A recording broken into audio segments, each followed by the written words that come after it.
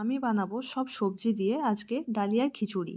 তো এই রেসিপিটা হচ্ছে সবথেকে সহজ, চটজলদি হয়ে যায়, খেতেও সুস্বাদু। আর যারা ভাবছো ওয়েট লস করতে চাও, তো তারা এটা অবশ্যই ট্রাই করতে পারো। তো এই জন্য আমি প্রেসার কুকারে তেল কম করে দিয়ে তারপর গোটা জিরে শুকনো লঙ্কা ফোড়ন দিয়ে একটু ভাজা হলে দিয়ে দেবো কেটে রাখা টমেটো গাজর।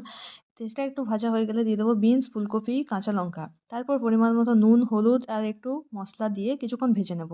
এর মাঝে আমি নিয়ে নেবো চিয়া সিড ভেজানো জলটা। তো আমি মুসুর ডাল আর ডালিয়া ধুয়ে ভিজিয়ে রেখেছিলাম, তারপর এটা দিয়ে দেবো। তারপর কিছুক্ষণ ঢাকা দিয়ে রেখে দেবো।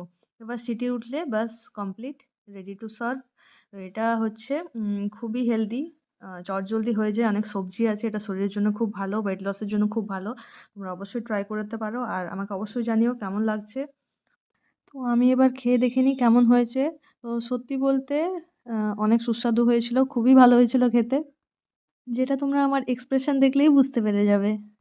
তো এটা খেয়ে পর আমি ঘুমোবো, কারণ আজও আমার নাইট শিফট আছে। ওকে, গুড নাইট।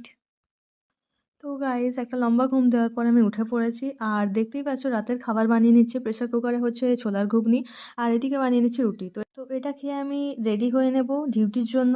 ব্লগটা কেমন হলো অবশ্যই জানাতে ভুলো না। তো অবশ্যই দেখা হচ্ছে নেক্সট ব্লগে, ততক্ষণের জন্য টাটা, সবাই ভালো থাকো।